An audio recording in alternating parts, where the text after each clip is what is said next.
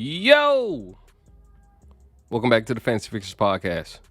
I'm your host, Winston Wolf, and the season opener is in the books and it feels like Christmas. Now, I'm here to give you the news and notes from yesterday along with my Game 1 fantasy takeaways. Let's start in Green Bay with Robert Tonyan, tight end. He was limited in Thursday's practice. Once he's at full strength, I think he's a tight end 1. But I wouldn't grab him just yet. You're going to wait till he's at a 80-85% snap rate before you plug and play. J.K. Dobbins of the Baltimore Ravens remained limited in Thursday's practice. He was injured since last summer. If he's not healthy by now, he won't be by tomorrow. Even if he plays, he's not worth starting until he gets healthy. Rondale Moore of the Arizona Cardinals missed Thursday's practice with a hamstring injury. If it was a normal strain, he would have just walked it off, put a little ice on it, went home. But it was bad enough to schedule an MRI. So I think at minimal, he'll be out 1 or 2 weeks. That means it's Marquise Brown season.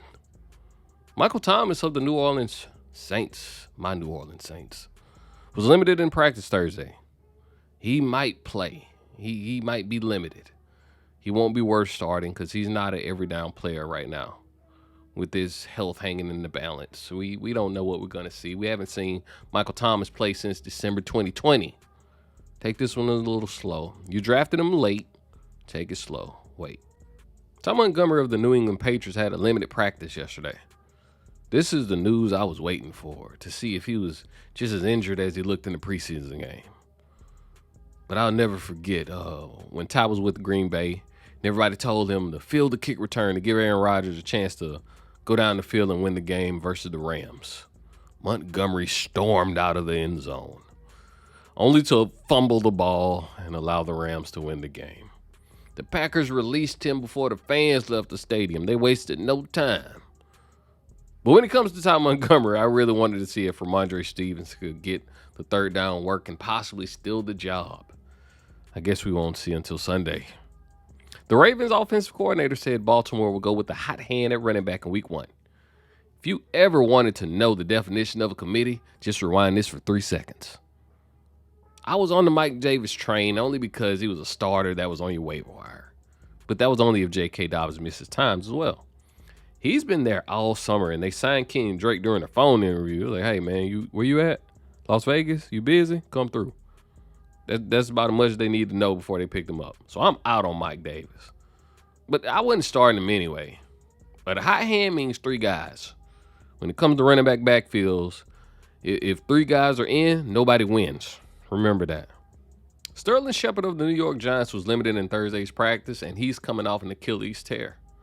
I can't stress this enough, and maybe because I've dealt with it, but I'm out on all players after they have an Achilles tear. It sucks the explosiveness out of you like Alexis Texas in her prime.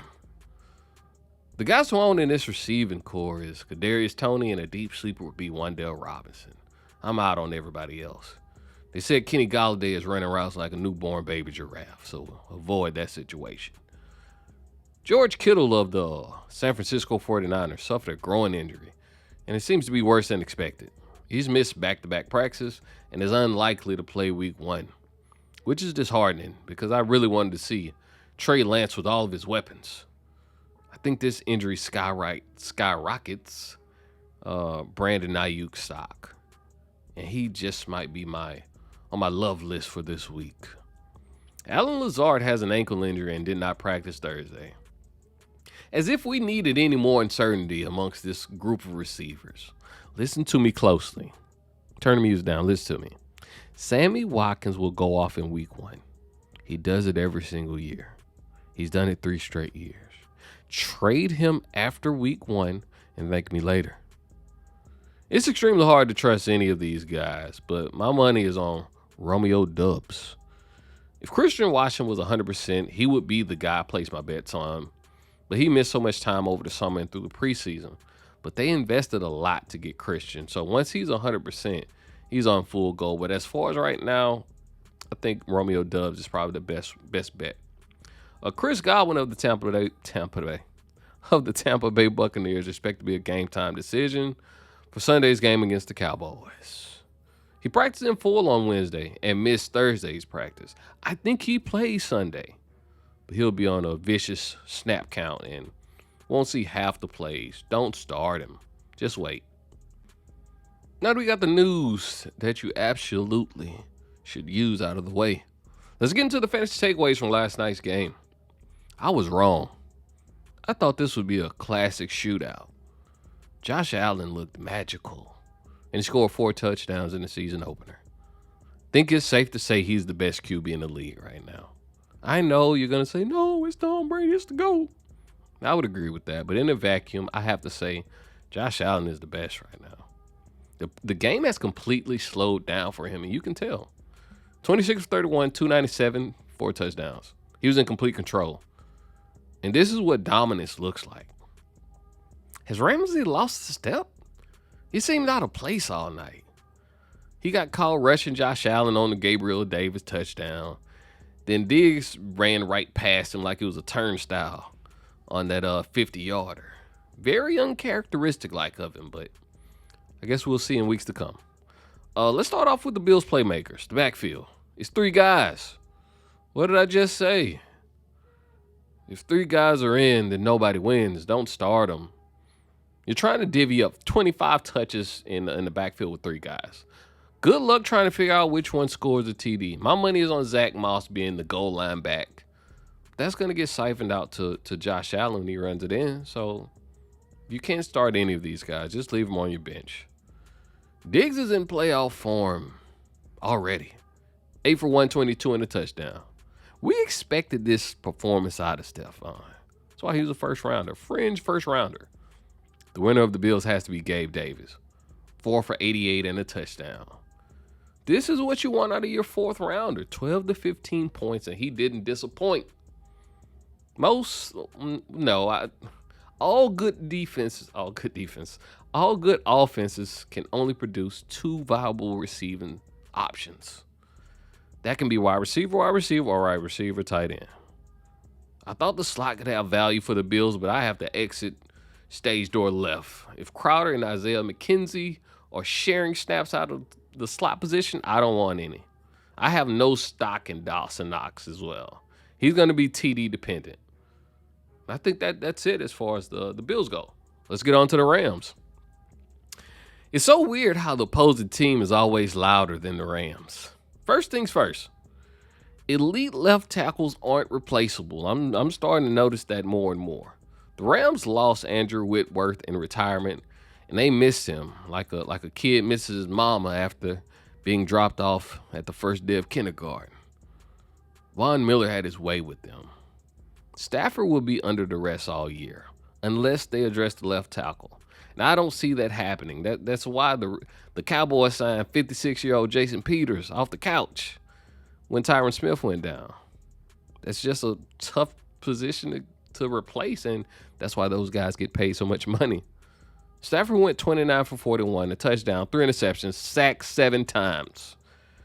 Depending on your league settings, he gave you anywhere between 11 and 16 points, which didn't kill you, but it won't help you secure the W for week 1. Kupp is looking like he's ready to win the Triple Crown again. Just can't stop this guy. Call me crazy, but it looks like Kupp just doesn't have set routes. He's always open. I think they tell him, hey, figure out how to get open, I'll throw it to you. That seems like the plays they're running. Mr. Allen Robinson. 2 targets, 1 catch, 12 yards. You can't sell high. All you can do is wait it out to see if he can bounce back. I don't know if it can. That was dreadful. When the Rams acquired him, I really didn't know if he was the QB-proof wide receiver of old, or was he the wash guy that we seen in Chicago, which was abysmal last year. Let's talk about this backfield. Darrell Henderson is the only back to trust here, and it's evident. I told y'all, you can't touch a running back with an Achilles injury. I would rather go on a blind date with Laurie Strode on Halloween night. You drafted Akers in the 4th round, and he gave you 3 carries, 0 yards, no targets. It's going to be a long season, and you can't drop him. You have to bench him for 4 weeks or so and hope that he can come back to be full form. Odell Beckham will be back with this team. It's only a matter of time. They missed him. They have to have another option, and it has to be a quick twitch guy. Can't be a clunky 6'3" slow. No, those days are done. If you look around the NFL, all these guys that are premier wide receivers, they're quick twitch guys. Yeah, and that's gonna wrap up the fantasy week 1 takeaways from the season opener. Don't forget, like, comment, subscribe, ring that notification bell. Hey, we're going to give away 100 subs. I got small goals here, 100 subs. Help me get there. I'm out.